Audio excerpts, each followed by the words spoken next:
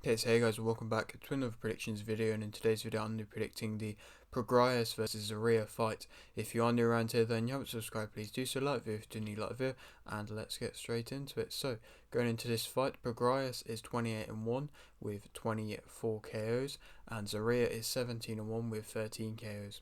This fight is for the WBC World Super Lightweight title. Prograis' last fight was a win by a KO in round 11 versus Zepeda, and Zorrilla's last fight was a win via TKO in round 1 versus Quintero. Prograis' loss came via majority decision versus Taylor in 2019, and Zorrilla's loss came via unanimous decision versus Barboza Jr. in 2022. So he is coming off that loss and then the win in round 1, and now he's here. Prograis is 34 and Zorrilla is 29. This is the biggest fight of Zorrilla's career. He is kind of coming in on somewhat short notice. I know that they were trying to get Paro, he was scheduled to fight this, and then Barboza Jr. got the offer, and then Zorrilla got the offer, I believe, after that. So I think he's had about 4 or 5 weeks. Might be wrong on that, but something like that. So he's not had long to train for such a big fight like this, and I don't know if he was ready or not, but he's been forced upon him and he's taken it, and so fair play to him to be able to want to take this in the position that he's in on short notice, and it shows that he doesn't mind coming in being the underdog, and he's experienced that, I think, against Barboza Jr., but I think maybe that was more of a 50-50 matchup to what this is. I think on paper everybody's just rooting out Zorrilla for this fight, so fair play to him for coming in on this short notice. This is in Prograis' home country of a USA.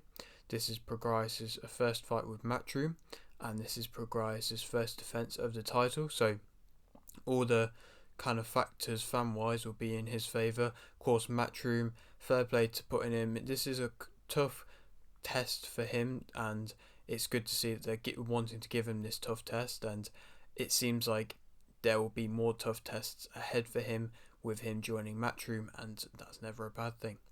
Prograis is a fighter though. He's arguably, probably is, in his prime, even if 34 prime, maybe later prime years, maybe having a late prime in general.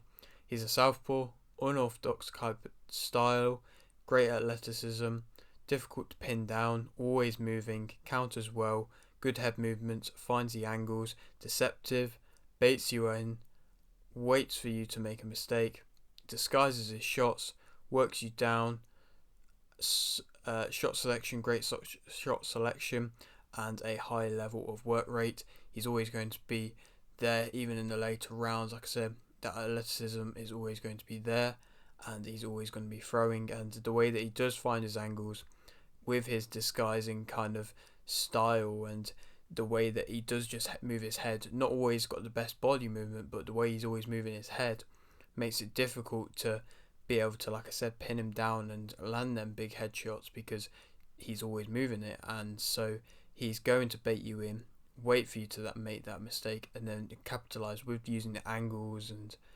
finding the shots and disguising the shots, countering. Of course, he, like I said, counters very well, and that makes it a difficult night for anybody, to be honest. And I think in this fight, this is stylistic wise quite a good matchup, to be completely honest, but we'll speak more about Zorrilla in a minute. Prograis, his weaknesses, I suppose he may be overlooking this fight because of course he's coming in on short notice. He was supposed to be fighting arguably bigger opposition, and he's not fighting for another title, that's bar his, so possibly maybe overlooking. Of course, all the pressure's on him. He can take risks and does take shots, and against Zorrilla, possibly that's something that you don't want to do. Like I said, he is quite deceptive and doesn't get hit an entire amount, but there is times where he does get hit, and in the Zepeda fight, I think it was one of the later rounds, he got hit, possibly got hurt, I don't know, but he does get hit and sometimes does take blows that he doesn't necessarily need to do, and maybe that links to the fact of his possible lack of actual body movement. There's only a certain amount you can do with just moving your head maybe alone, but either way, there's not many weaknesses for him in general, to be completely honest. But Zorrilla as a fighter, he's got good power. He's always got that right hand as a weapon. That is his main weapon, and what of course he's going to be wanting to set up to land. He can outbox opponents when he wants. He also wants to be kind of in range. I think he wants to be more of a mid fighter. I think Prograis can fight on the inside or at mid range, so it's up to him how he wants to pick the fight. He's also quite deceptive, Zorrilla. He gains early success. He's always a threat, and he's got a good chin, so it'll be interesting to see if Prograis, like I've said, who is a difficult fighter, who is going to disguise the shots, pick them angles, and hit hard, if he's going to be able to get somebody like Zorrilla out of there, and if he can't get him out of there, if that maybe frustrates him or anything like that. But he's always, like I said, a threat himself, and the fact that he can be quite deceptive himself and kind of to an extent is a bit of a counter puncher himself, it makes it like I said, a good stylistic matchup because they're both kind of similar styles, and so it'll be interesting to see who can outdo them in their own type of style, if that makes sense. And I suppose Zorrilla's negatives, he can allow his opponents to control fights, which is never really something you want to do while you're facing Prograis.